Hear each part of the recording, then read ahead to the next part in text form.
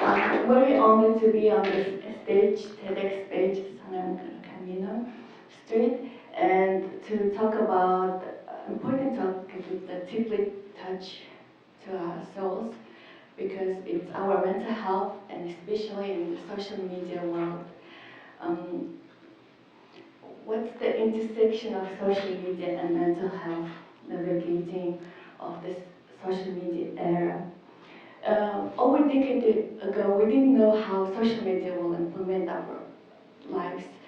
Like, I remember 15 years ago when I was studying abroad, I go to payphone to make call back home to my mom, how I was doing, how was my studies doing, if I needed money. But now, within seconds, we use Facebook Messenger, Viber, whatever it is, you can stay instantly connected with everyone, with your parents, relatives, friends back home. So, and as of 2024, over 4.7 billion people globally are active on social media. This amount is very high. I wasn't expecting this high amount, but this is what it is. And people, social media like Facebook, Instagram, TikTok, Twitter now, X, it's all influence our lives. And I have my son as well, a twin. When he meets other people, his friends, I expect them to play together, but then they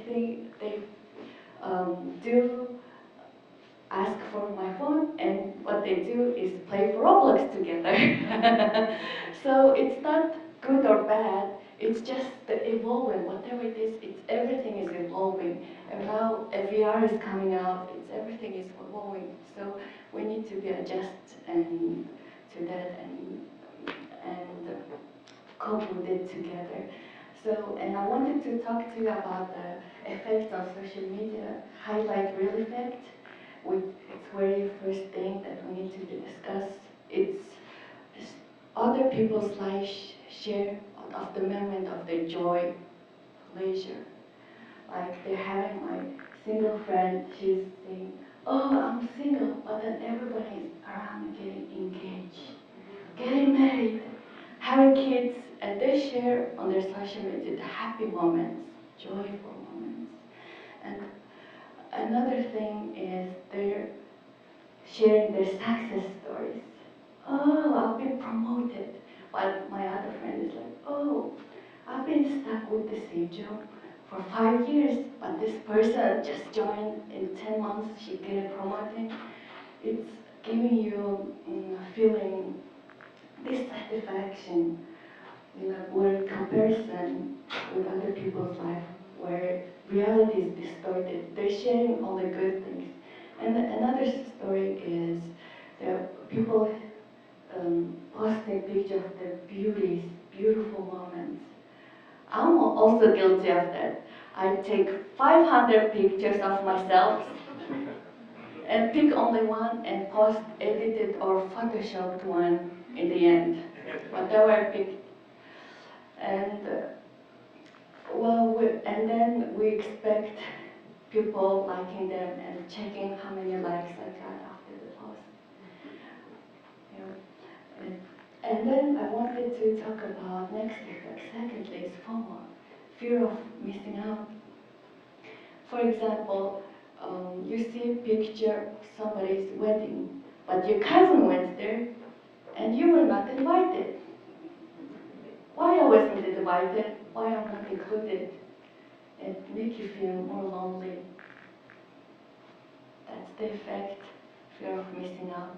And the science behind it is everybody, when you post, and each time you get like, comment, or share, the brain releases dopamine, and it's similar uh, to happiness, and it's addictive. That's why you're checking it all the time. That's why you're scrolling.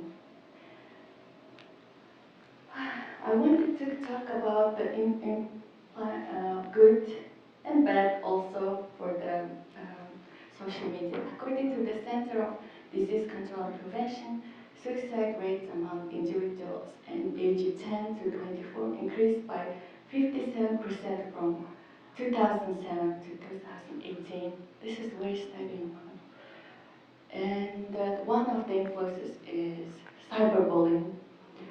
Whoever uses social media, 40% of them, they've been cyberbullied at least once per their lifetime. And 60% witnessed cyberbullying.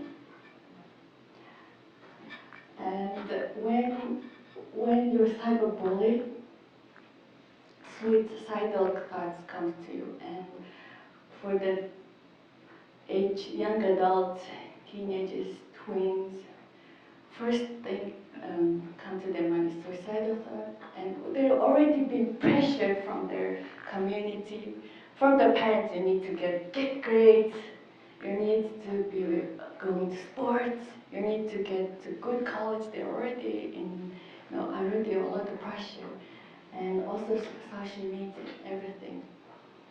So we need to be mindful of that. And me and our family, we discussed how to find balance with this, because we can't fight with it. Everybody else, if they meet all with their friends, they're gonna be using the phone. So you can say no to only your child and say yes to everybody else. So how to find balance? Mindful usage. We found a third-party application where you can set a timer to use how much you want to use for 2 hours. Social media, it automatically shuts off. You can use that. Mindful use. And then create your feed. Like why you're following negative posts, people who posting negative things. Follow somebody, for example, who inspires and motivates you. For example, your favorite athlete. They're gonna motivate you to become more fit, more faster. I don't know, who motivates, inspires you, and you can just unfollow. If you don't wanna ignore, unfriend them, you can just unfollow them. So create your field, keep positive, and surround the groups that uplift you. And what the next thing is digital detox. Our family decided to do hiking cycles, so to be closer to nature, and also implement real life connections.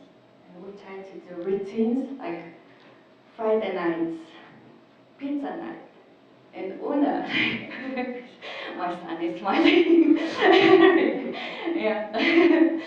Yeah, so try to create routines, real life connections, and physical activity. Physical activity releases endorphins, which makes elevate your mood instead of feeling lonely and feeling. Using social media make you feel anxiety, like having low self-esteem. But then with physical activity, it will increase your mood, or just walking 30 minutes around the block will help. And also expressive arts boost creativity and emotional expression. And also positive self-talk. And before we go, for example, speaking, before I was so nervous. I'm like, oh, well, I can't do it. What if I get stuck? But then I thought, oh, well, I can do it. You can do it. You got my dream to be speaking at the stage. You got it. You can do it. If you forget, you forget. But then, you don't think about other ways. You still know that everything is in there. You still gotta go for it. So positive self-talk and social support.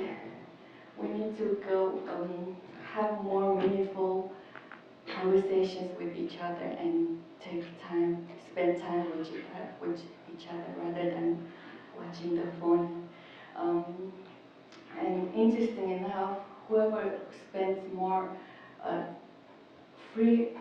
more than 3 hours a day, tend to have more anxiety. So we need social support, understanding each other, and time in nature. We decided with our family, as mentioned, we decided to go on hiking this Saturday. So that will be good. And lastly, I wanted to mention, I was scrolling down on my Instagram feed. I was looking, which one is my perfect photo? Which one is it? Which one has most likes? And then you can do the statistics, who liked which post.